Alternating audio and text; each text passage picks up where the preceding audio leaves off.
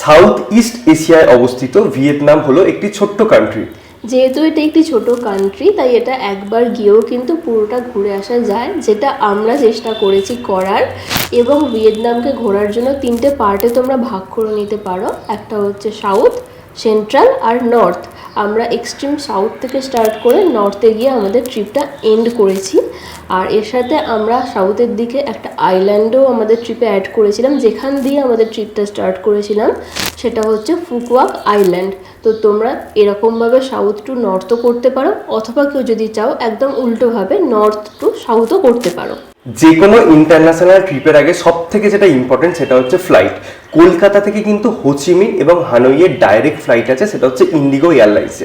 এটা ছাড়াও কিন্তু তোমরা ভায়া হয়ে যেতে পারো, যার জন্য মালয়েশিয়ান এয়ারলাইন্স, সিঙ্গাপুর এয়ারলাইন্স এবং থাই এয়ারলাইন্সও অ্যাভেলেবেল আছে বোথ হোচিমিন এবং হানইয়ের জন্য। আর আমরা যেহেতু ফুকুয়াক দিয়ে আমাদের ট্রিপটা স্টার্ট করেছিলাম, তাই কোনো ডিরেক্ট ফ্লাইট ছিল না, আমরা ভায়া হয়েই গেছিলাম। আমাদের লেওভার ছিল কিন্তু মালয়েশিয়াতে। এবার আমাদের প্রাইসিংটা একটু বলে দিই। কলকাতা থেকে ফুকিয়কের ফ্লাইটের ভাড়া পড়েছে 21,600 মতো, এবং ফুকিয়ক থেকে আমরা যখন হোচিমিনে গেছিলাম সেই ইন্টারনাল ফ্লাইটের খরচা পড়েছিল 6,000 মতো। এবং আমরা যে রিটার্ন টিকিটটা আমাদের ছিল হানই টু কলকাতা, সেটার জন্য আমাদের 18,500 টাকা মতন পড়েছে। আইটিনারিতে কিন্তু দুটো ইম্পর্টেন্ট জিনিস থাকে, একটা হচ্ছে ট্যুর প্ল্যান আর একটা হচ্ছে টাকা পয়সার হিসেব, মানে বাজেট। তো আগে আমরা বাজেট নিয়ে আলোচনা করব, ব্রেকগ্রাউন্ডটা তোমাদেরকে আজকে দেব, তারপর আমরা ট্যুর প্ল্যানটাও তোমাদেরকে দিয়ে দেব। তো প্রথমেই যেটা মাথায় আসে সেটা হচ্ছে ভিসা। ভিসাতে আমাদের কিন্তু পার পার্সন পড়েছে 2,000 রুপিস করে, টোটাল আমাদের দুজনে 4,000 টাকা। আর একটা কথা বলে রাখি, আমরা যেহেতু কাপেলে গিয়েছিলাম, দুজনে গিয়েছিলাম, তো আমাদের হিসাবটা দুজনের হিসাবে তোমাদেরকে দেব। তোমরা যারা 16 চাইছো তারা সেটাকে হাফ করে নিও, বা যারা আরো বেশি জন আছে সেই অনুযায়ী তোমরা হিসেব করে নিও। আমরা কিন্তু দুজনের হিসাবে সবকিছুর হিসাবটা দেব। ভিয়েতনামে আগে যে ভিসাটা ছিল সেটা হচ্ছে সিঙ্গেল এন্ট্রি ভিসা ছিল এবং 1 মাসের জন্যই কিন্তু ভ্যালিড থাকতো। এখন কিন্তু সেই জিনিসটাকে ওরা মাল্টিপল এন্ট্রি করে দিয়েছে। এটা কিন্তু আমরা চলে আসার পরে কিন্তু এটা চালু হয়েছে। সো মেক শিওর তোমরা কত দিনের জন্য যাচ্ছ সেই অনুযায়ী কিন্তু ভিসাটা অ্যাপ্লাই করবে। এবং ভিসা কিভাবে অ্যাপ্লাই করতে হয়, কোন সাইটে করতে হয়, কী কী ডকুমেন্টস লাগে, তার সমস্ত ডিটেলস কিন্তু এই ভিয়েতনাম সিরিজের প্রথম ব্লগে আমরা আলোচনা করেছি। ডেসক্রিপশনে প্রত্যেকটা ব্লগে লিঙ্ক দেওয়া থাকবে, তোমরা চাইলে দেখে নিতে পারো। যে কোনো ইন্টারন্যাশনাল ট্রিপে যাওয়ার আগে আর একটা জিনিস মাথায় রাখতে হবে, সব থেকে ইম্পর্টেন্টও বলা যেতে পারে, সেটা হচ্ছে সিম কার্ড। যেটা না হলে কিন্তু ট্রিপটা ঠিকঠাকভাবে করা যাবে না, যার জন্য আমাদের খরচা পড়েছিল টোটাল 800-900 টাকা মতো। মানে তোমরা 1,000 টাকার মধ্যে কিন্তু সিম পেয়ে যাবে উইথ ডেটা। আমরা যে সিম কার্ডটা ইউজ করছিলাম সেটা হচ্ছে মোবিফোন। এন্টায়ার ভিয়েতনামে মোবিফোন, মোবি নেটওয়ার্ক এবং ভিয়েটেলের কানেকশান চলে। লোকালদের কাছ থেকে যেটা শোনা গেল, ভিয়েটেলের নেটওয়ার্কটা তুলনামূলকভাবে একটু স্ট্রং। আমাদের যে মোবিফোন নেটওয়ার্ক ছিল সেটা ছাপাতে গিয়ে একটু প্রবলেম করেছিল, নেটওয়ার্কের সমস্যা হয়েছে।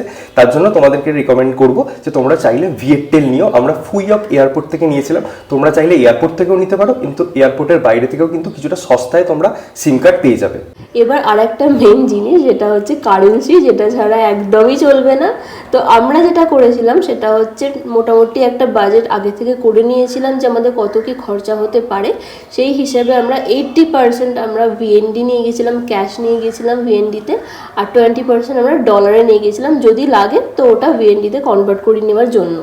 ক্যাশ ছাড়াও আমি ইন্টারন্যাশনাল ট্রিপে যাওয়ার আগে নিও গ্লোবাল ক্রেডিট কার্ডের জন্য অ্যাপ্লাই করেছিলাম এবং সেটা রিচার্জ করে আমরা নিয়ে গেছিলাম এবং সেখানে বিভিন্ন জায়গায় কিন্তু আমি কার্ড পেমেন্ট করেছি। তোমরা চাইলে নিও গ্লোবাল ক্রেডিট কার্ড অ্যাপ্লাই করতে পারো, তার জন্য ইউটিউবে প্রচুর টিউটোরিয়ালস আছে। এটার সুবিধা এটাই, ফরেক্স যে চার্জটা কাটে সেটা কিন্তু কাটে না। অথবা তোমাদের কাছে যদি ইন্টারন্যাশনাল ক্রেডিট অথবা ডেবিট কার্ড থাকে সেটাও কিন্তু ওখানে চলবে, বাট তার জন্য কিন্তু চার্জেস লাগবে। আর একটা ইম্পর্টেন্ট জিনিস, ওখানে গিয়েও কিন্তু তোমরা মানি এক্সচেঞ্জ করাতে পারো, অর্থাৎ ইন্ডিয়ান রুপিসে এখানে তোমরা ডলারে কনভার্ট করে নিয়ে গেলে সেই ডলার নিয়ে তোমরা যদি কোনো জুয়েলারি শপ অথবা যেখানে কারেন্সি এক্সচেঞ্জের অফিস আছে অথবা এয়ারপোর্টে তোমরা যদি করো, তাও কিন্তু তোমরা ঠিকঠাক রেটে পাবে। তবে একটা সাজেশন, জুয়েলারি শপ আমি অলরেডি একটা ব্লগে দেখিয়েছি, সেখান থেকে যদি করো বেস্ট রেট পাবে, এটা আমাদের সাজেশন। এবার আর একটা কথা বলে দিই, ইন্টারনাল যে ট্রান্সফারটা তোমরা করবে একটা সিটি থেকে আর একটা সিটিতে, তার জন্য কিন্তু ট্রেন আর ফ্লাইট ছাড়া আর একটা ভালো অপশন রয়েছে, যেটা হচ্ছে বাস। এবং আমরা বেশ কয়েকবার বাস অ্যাভেল করেছি আর আমরা খুবই স্যাটিসফাইড। এই বাসের টিকিটের জন্য তোমরা রিলাই করতে পারো 12go.asia.in, যেটা বাড়িতে বসেই কিন্তু তোমরা অলরেডি টিকিট কাটতে পারো, অথবা ওখানে গিয়েও কিন্তু বাসের টিকিট বুক করাতে পারো। এবং ইন্টারনাল ছোট ছোট ট্রান্সফারের জন্য কিন্তু সাউথ ইস্ট এশিয়ায় গ্র্যাব অ্যাপ চলে। গ্র্যাব অ্যাপ কিন্তু একটা মাস্ট হ্যাভ অ্যাপ, যেটা তোমরা অবশ্যই মোবাইলে ইনস্টল করে নিয়ে যাবে। তাছাড়াও কিন্তু লোকাল মোটরসাইকেল এবং গাড়িও হায়ার করতে পারো। লোকাল মোটরসাইকেলের জন্য উইদাউট অয়েল কিন্তু পার ডে প্রায় 500 করে চার্জেস নেবে। গ্র্যাব অ্যাপটা ডিপেন্ড করে ওখানকার উপরে। এবং আর একটা কথা আমরা বলে দিই, সেটা হচ্ছে আমরা কিন্তু সমস্ত টিকিট বুক করেছি ওখানে গিয়ে, মানে বাসের টিকিট আগে থেকে করিনি, এবং আমাদের অ্যাপের থেকে ওখানে কম দামেই পেয়েছি এবং খুবই সুবিধাজনক হয়েছে। তো তোমরা কিন্তু ওটাও একবার ট্রাই করতে পারো। এবার বলে দিই ইন্টারনাল ট্রান্সফার মানে হচ্ছে ওভারনাইট বাস, যেগুলো আমরা হোটেল খরচা বাঁচানোর জন্য করেছিলাম, অ্যাভেল করেছিলাম, সেগুলো কীরকম খরচা হয়েছে। যেমন ধরো হোচিমিন থেকে আমরা দালাত গেছি, বা দালাত থেকে নাথট্রাং, এই ধরনের বাসগুলো কিন্তু তোমরা 600 থেকে 1200-র মধ্যে কিন্তু পেয়ে যাবে। এবং এই বাসগুলো কিন্তু প্রত্যেকটাই স্লিপার ক্লাস বাস ছিল, কোনোটা ওভারনাইট, কোনোটা 6 to 7 আওয়ার্স জার্নি। টোটাল আমাদের এরকম খরচা পড়েছে 12,500 মতো। এবং আমরা একটাই ট্রেন অ্যাভেল করেছিলাম এন্টায়ার ভিয়েতনামে, সেটা হচ্ছে ফার্স্ট ক্লাস স্লিপার, যেটা দানাং থেকে আমরা গিয়েছিলাম নিনবিন পর্যন্ত, যেটার খরচা পড়েছে প্রায় 6,000 মতো দুজনের। এবং আমরা যে টোটাল ভিয়েতনামে স্কুটি হায়ার করেছিলাম, তার পেট্রোল এবং স্কুটি নিয়ে আমাদের প্রায় 4,000 টাকার মতন খরচা হয়েছে।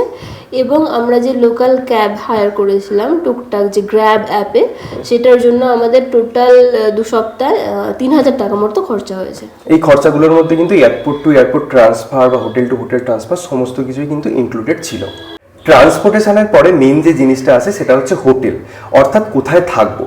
প্রথমেই বলে দিই, আমি কিন্তু প্রতিটা হোটেল বুক করেছি অ্যাগোডা অ্যাপ থেকে।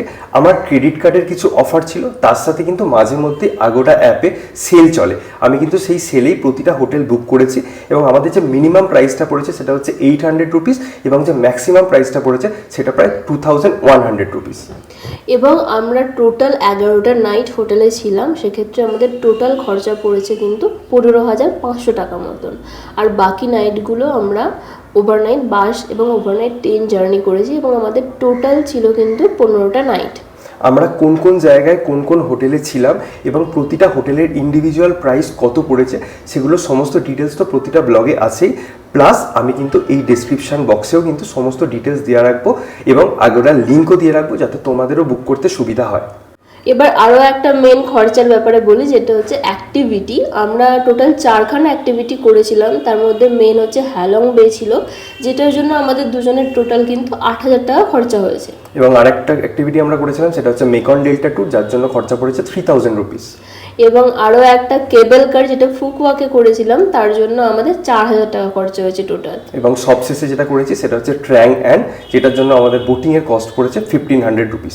এই প্রতিটা খরচাই কিন্তু আমাদের দুজনের টোটাল মিলিয়ে বললাম। এবং ভিয়েতনামে গিয়ে আরও একটা সমস্যায় আমরা পড়েছিলাম, প্রত্যেকটা ক্ষেত্রে পার্কিং এবং টিকিট কাটতে হয়েছে অল্প অল্প করে। তো আমাদের এই প্রায় 2 সপ্তাহ ট্রিপে আমাদের টোটাল এই টিকিট খরচা পড়ে গেছে 8,000 টাকার মতো। ভিয়েতনামের ব্যাপারে কমন যে জিনিসটা আমরা সবাই জানি, সেটা হচ্ছে এখানে ফুডটা কিন্তু বেশ কস্টলি।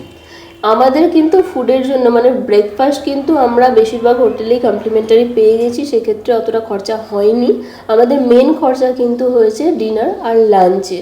এবং আমাদের এই টোটাল 2 সপ্তাহ জুড়ে মোটামুটি আমাদের 20-21 হাজার টাকা মতো ফুডের পিছনে খরচা হয়ে গেছে। এবার আমরা ম্যাক্সিমাম ক্ষেত্রেই কিন্তু রেস্টুরেন্টস বা অন্যান্য জায়গায় খেয়েছি। কেউ যদি স্ট্রিট ফুড পছন্দ করো, আমরা স্ট্রিট ফুডটা এই কারণেই অ্যাভয়েড করেছিলাম, ওখানে পর্ক অ্যান্ড বিফটা অতিমাত্রায় থাকে। এবার সেটা যদি কারো ক্ষেত্রে কমফোর্টেবল হয়ে যায়, তারা কিন্তু 15,000-এর মধ্যেও কিন্তু ফুডের কস্টিং চলে আসতে পারে, কারণ তারা রোড সাইডে কিন্তু প্রচুর অপশানস আছে তোমাদের খাওয়ার জন্য। এবং মানে তোমরা এই হিসেবে করে নিতে পারো, যাদের খাওয়া দাওয়ার বিচার নেই, তারা যদি একটা কাপেল থাকো, তাহলে পার ডে 1,000 টাকার মধ্যে তোমরা মোটামুটি খাবার পেয়ে যাবে। এবার এর থেকে আমরা যা খরচা করেছি তার থেকেও অনেক বেশি খরচা হতে পারে, যদি অনেক কিছু খাও বা অনেক ভালো ভালো জায়গায় খাও, তো সেটার তো আর কোনো হিসাব থাকবে না। এক্স্যাক্টলি, আমাদের যেটা সব থেকে মানে হিসেব নেই সেটা হচ্ছে কফি। আমরা প্রচুর কফি খেয়েছি, এবং কফিটা ভিয়েতনামে একটা মানে খাওয়ার মতোই কফি পাওয়া যায়। সব থেকে আমরা বেস্ট কফি খেয়েছি হইয়ানে, এবং আমরাও রেকমেন্ড করব যে প্রতিটা জায়গায় কফিটা অন্তত খাও, কারণ ওটাই কিন্তু ওদের স্পেশালিটি। তারপর দেখবে খরচাটা কীরকমভাবে বেড়ে যায়। এবং কোনো কিছু যদি কেনার থাকে বা খাওয়ার থাকে, যাই কিছু আমাদের সব থেকে বেশি সস্তা কিন্তু হইয়ানকে লেগেছে। আর যদি কোনো শপিং টপিং করতে হয়, মানে পোশাক আশাক, এগুলো কিন্তু দালার থেকে করতে পারো, কারণ ওখানে অনেক কিছু তোমরা অপশন পেয়ে যাবে এবং ভালো ভালো পাবে। আমরাও করেছি একটু টুকটাক শপিং। তোমাদেরকে মোটামুটি রাফলি একটা বাজেট ব্রেকডাউন দিয়ে দিয়েছি, সেটা ট্রান্সপোর্টেশন হোক, হোটেল হোক, ফুড হোক। এবার টোটাল একটা খরচায় আসে, আমাদের প্রায় খরচা হয়েছে 1,38,000 রুপিস দুজনের জন্য। মোটামুটি ধরে রাখো 1,40,000 মতনই, কারণ এদিক ওদিক একটু হতে পারে, কারণ আমরা 1 মাস পর এই আইটিনারি ভিডিওটা শ্যুট করছি, টুকটাক মাথা থেকে বেরিয়ে যেতে পারে। কেউ যদি ভিয়েতনাম প্ল্যান করে থাকো এবং একদম ডিটেলের বাজেটটা চাও, তারা কিন্তু আমাদের ডে ওয়াইজ যে ব্লগগুলো আছে ওগুলো দেখতে পারো। ওখানে কিন্তু আমরা 10 টাকার হিসাবও দিয়েছি, তো ওখানে কিন্তু কেউ যদি চেক করে নাও তাহলে পুরোটা ক্লিয়ার হয়ে যাবে, একদম অ্যাকিউরেট একটা হিসাব তোমরা পেয়ে যাবে। এবার বাজেটটা পুরোপুরি পার্সন টু পার্সন ভ্যারি করে। তোমরা 8,000-এর হোটেলে থাকবে নাকি 800-এর হোটেলে থাকবে, 5 স্টারে থাকবে কি আমাদের মতো 2 স্টারে থাকবে। তবে একটা কথা, এটা একটা মোটামুটি রাফ হিসাব, এর থেকেও কিছু এক্সট্রা টাকা অবশ্যই নিয়ে রাখা উচিত, যেহেতু ইন্টারন্যাশনাল ট্রিপ করবে। তো সেক্ষেত্রে সেফ সাইড নিও গ্লোবাল ক্রেডিট কার্ডের সাথে কিন্তু কিছুটা ক্যাশ তোমাদের সাথে রাখা ভালো। এবং খাওয়া দাওয়া আর হোটেলে যদি আমাদের থেকেও বেশি কম্প্রোমাইজ করতে পারো তাহলে আর একটু কমও হতে পারে খরচা। এক্স্যাক্টলি। তো আশা করা যায় যারা আমাদেরকে রীতিমতো কমেন্টস করছিলে যে একটা বাজেট ব্রেকডাউন দাও, কীরকম কী খরচা, আশা করি তোমরা একটা আইডিয়া পেয়ে গেছো। এরপর সেই অ্যাকর্ডিংলি তোমরা তোমাদের প্ল্যানটা করো। কিন্তু ভিয়েতনামে যাওয়ার আগে কয়েকটা ইম্পর্টেন্ট টিপস আমি তোমাদের সাথে শেয়ার করতে চাই। সেটা হচ্ছে আজকালকার স্মার্টফোনের যুগ, অ্যান্ড্রয়েড ফোন বা আইফোনে 3টে অ্যাপ কিন্তু মাস্ট হ্যাভ। একটা হচ্ছে গুগল ট্রান্সলেটার, সেটা কিন্তু অনলাইন প্লাস অফলাইন ডাউনলোড করে নিয়ে যাবে। যেমন আমি বেঙ্গলি, ভিয়েতনামিজ এবং ইংলিশ ল্যাঙ্গুয়েজটা কিন্তু অফলাইনে ডাউনলোড করে নিয়ে গিয়েছিলাম। এছাড়াও ভিয়েতনামের একটা অফলাইন ম্যাপ পাওয়া যায়, যখন ইন্টারনেট কাজ করবে না তখন কিন্তু সেই ম্যাপটা সেভিয়ার হতে পারে। থার্ড পয়েন্ট হচ্ছে ইংলিশ টু ভিয়েতনামিজ একটা ডিকশনারি পাওয়া যায়, যেটা অফলাইনে। ধরো কোনো ক্ষেত্রে ইন্টারনেট কাজ করছে না, গুগল ট্রান্সলেট কাজ করছে না, তখন কিন্তু এই অফলাইনের ডিকশনারিটা তোমাদেরকে হেল্প করবে লোকাল মানুষদের সাথে কমিউনিকেট করতে। একটা মেজর প্রবলেম আমি বলি, সেখানে কিন্তু ওরা কিন্তু ইংলিশটা একদমই বোঝে না, মানে 0.001% হয়তো মানুষ ইংলিশ বোঝে। ওপেন, ক্লোজ, 1, 2, 3 এই জিনিসগুলো কিন্তু বোঝে না। তাই এই অ্যাপগুলো কিন্তু মাস্ট ইনস্টল করে নিয়েই যাবে। এবার আসি ট্যুর প্ল্যানে। কারোর যদি বাইরে যেতে ইচ্ছা করে কিন্তু সময় এবং টাকার অভাব থাকে, তারা কিন্তু ফুকুওকা আইল্যান্ডে 3-4 দিন কাটিয়ে আসতে পারো। সেক্ষেত্রে সময় এবং টাকা দুটোই কম লাগবে, এবং যেহেতু এটা ভিসা ফ্রি, তো হেডেকও কিন্তু কম হবে।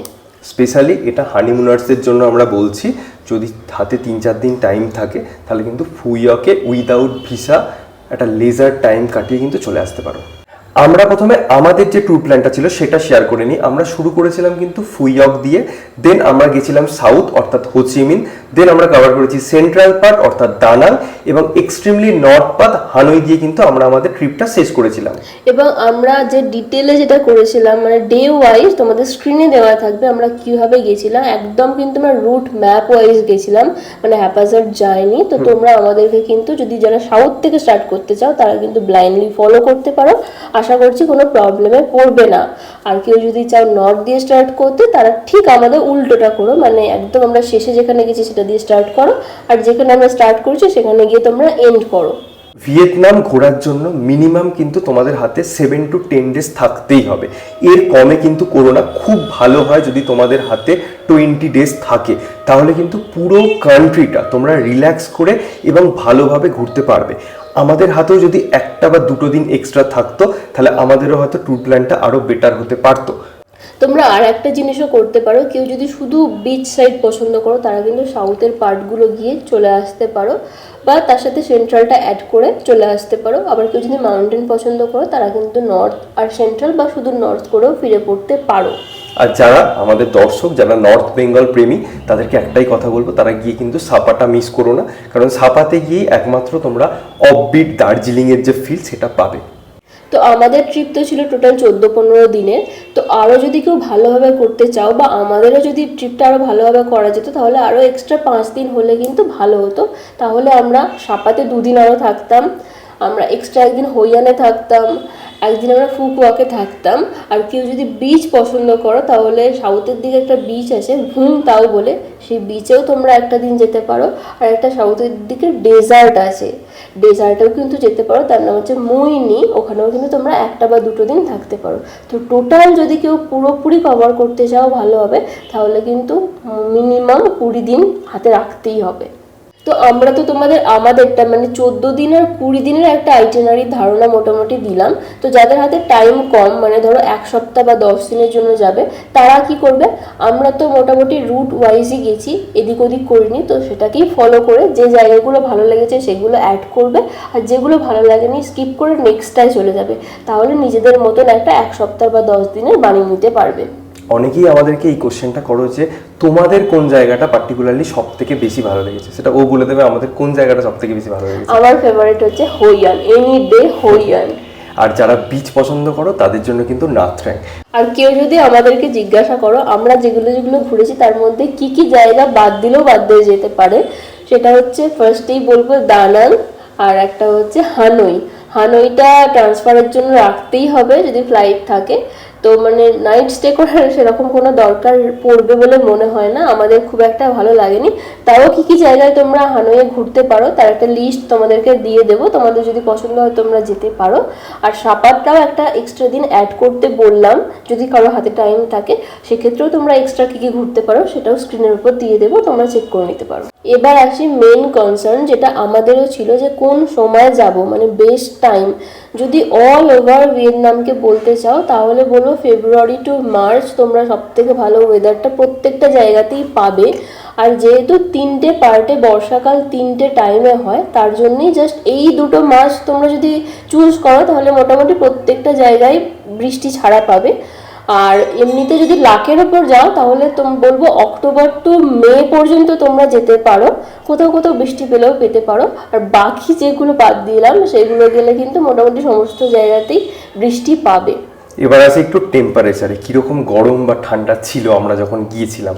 আমরা কিন্তু ঠান্ডা সেভাবে পাইনি, আমরা ঠান্ডা পেয়েছি একমাত্র দালাত এবং সাপাতে।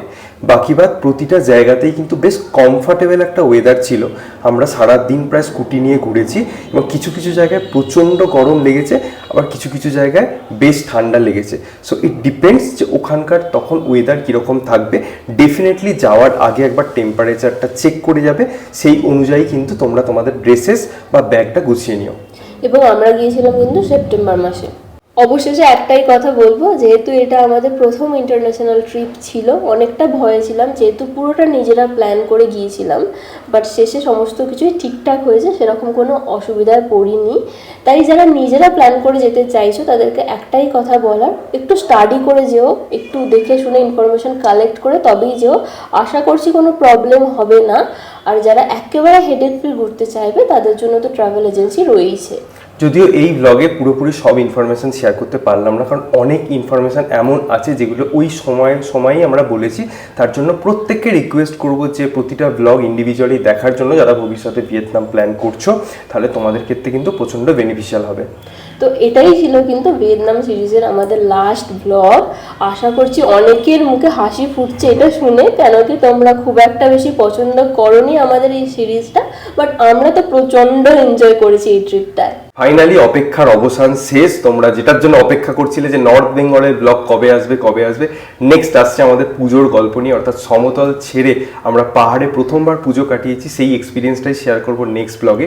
ভিয়েতনাম নিয়ে যদি কারো কোনো কোয়ারি থাকে ডেফিনেটলি আমাদেরকে ফেসবুক বা ইনস্টাতে মেসেজ করতে পারো, অথবা এখানে কমেন্ট করতে পারো। আমরা যথাসাধ্য চেষ্টা করব প্রতিটা কমেন্টে রিপ্লাই করার এবং তোমাদের কোয়ারিজগুলো সলভ করার। আশা করি তোমাদের এই ব্লগটা হেল্পফুল লেগেছে। যদি লেগে থাকে তাহলে জানো কি করতে হবে, like, comment, share and subscribe, bell notification on করে দিও। সকলে খুব ভালো থেকো, সুস্থ থেকো, আর এভাবেই দেখতে থাকো সায়েন্স স্টোরিজ। টাটা।